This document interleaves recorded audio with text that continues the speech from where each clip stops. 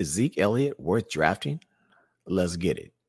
Zeke Elliott had 252 fantasy points last year. He averaged 14.8 points per game.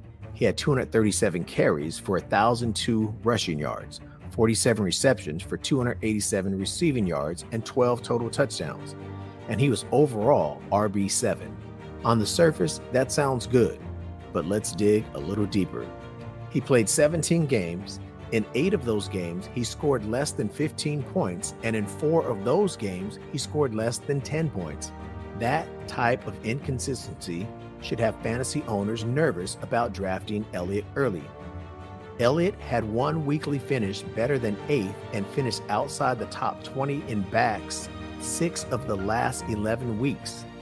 He averaged a career-low 13.9 carries per game, but still finished top 10 among backs in carries, rushing yards, rushing TDs, carries inside the 5, routes, targets, and receptions.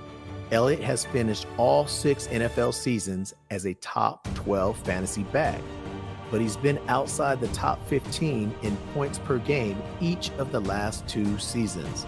Now 27 years old and extremely overworked, he would be viewed as a mid to back end RB2 or flex option. Zeke still has something in the tank, but you're not going to win your league with him at RB1 or high end RB2. A spot starter is the only option until he proves otherwise. We are not targeting Elliott at all in this draft, and he should only be drafted no earlier than the 7th round.